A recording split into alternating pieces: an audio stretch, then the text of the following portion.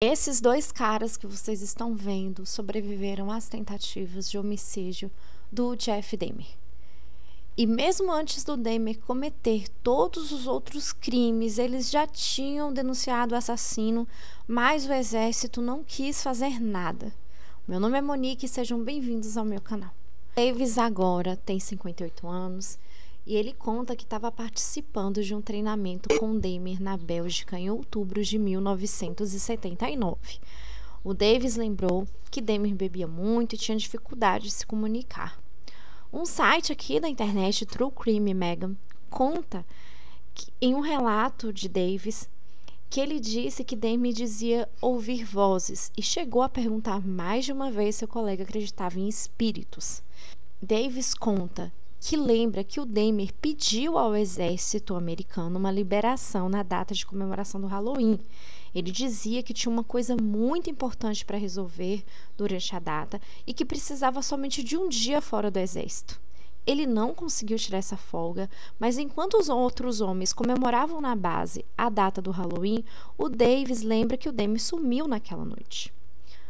Um tempo depois dessa data, ele e o Dahmer estavam fazendo um treinamento longe da base deles do exército na Bélgica. Foi quando o carro quebrou. O Davis acredita hoje que o carro foi quebrado de propósito, pois um cabo tinha sido cortado. Naquele dia, o rádio também que fazia comunicação com a base não funcionou. Mas o Dahmer contou para o Davis que enquanto ele estava tentando consertar o carro, o Dahmer tinha conseguido contato com a base, que disse para o Dahmer que o resgate chegaria logo.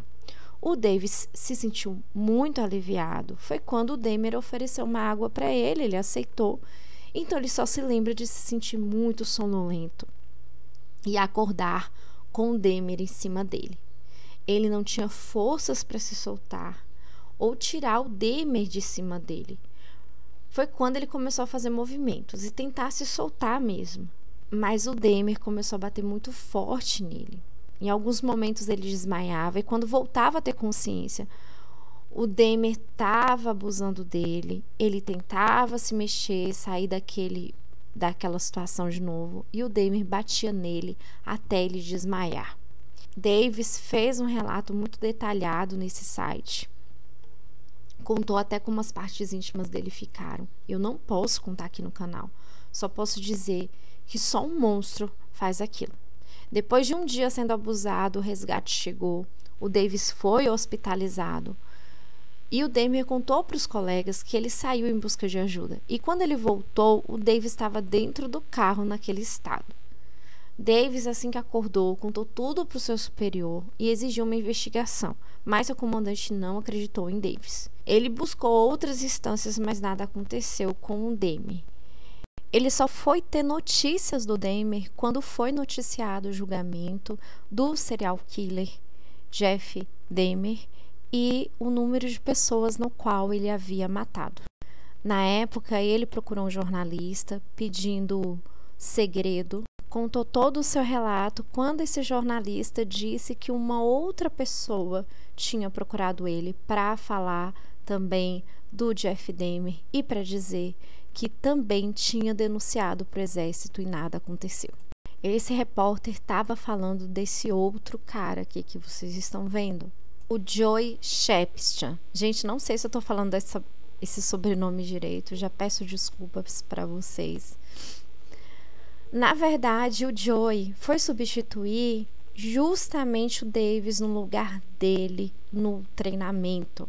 Então, ele ficou aquartelado também com o Dahmer. Só que a história dele, gente, é pior. Porque se com o Davis aconteceu uma vez, o Joey diz que isso aconteceu com ele mais de 8 ou 10 vezes. Nem ele mesmo sabe quantas vezes ele foi abusado pelo Dahmer. Na primeira vez em que o Dahmer fez isso com ele, ele conseguiu se soltar. E ele pulou uma janela de mais de 3 metros. Ele fez a denúncia contra o Dahmer, mas nada aconteceu.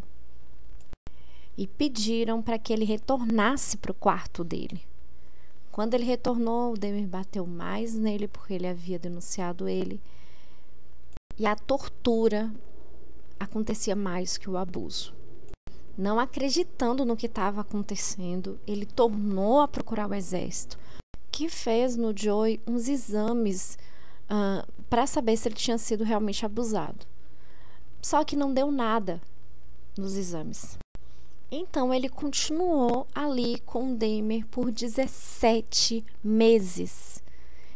Na maioria das vezes ele conta que ele apanhava muito e que houve momentos em que o Dahmer bebia muito e ficava na rua e não voltava para o quarto. Então era quando ele tinha paz. Ele ainda chegou a relatar que uns colegas deles do exército levou o Dahmer para uma casa de prostituição e pediu para que o Dahmer beijasse alguma garota, pois o Dahmer falava que era virgem. E ele saiu de lá correndo, bateu na garota e saiu correndo. E o pessoal ficava zoando o Dahmer, dizendo que ele era virgem, que ele era inocente e que ele era muito tímido e por isso ele não ficava com mulheres. O Joey não contava para os colegas que ele estava sendo torturado e abusado, ele tinha vergonha, mas os seus superiores sabiam o que estava acontecendo.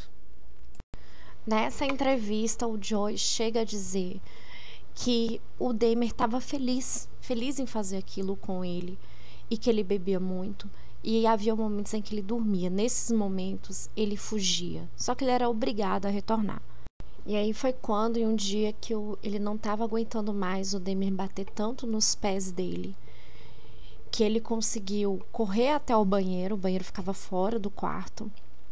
Ele pressionou o corpo dele na porta enquanto o Dahmer tentava abrir. E ele estava esperando alguém chegar naquele momento, só que ninguém chegou. Foi quando o Dahmer voltou para o quarto. Ele achou que o Dahmer estava dormindo, passou por perto para fugir para o outro lado. Foi quando o Dahmer acordou e tornou a correr atrás dele de novo. E ele correu e se jogou pelas escadas abaixo. Foi quando ele caiu. E só aí, quando as pessoas acordaram, que viram que o exército teve a ideia de tirar ele dali, daquela base. Nessa entrevista, ele se pergunta por que o Dahmer só fez isso com ele, sendo que havia outros garotos mais jovens que ele.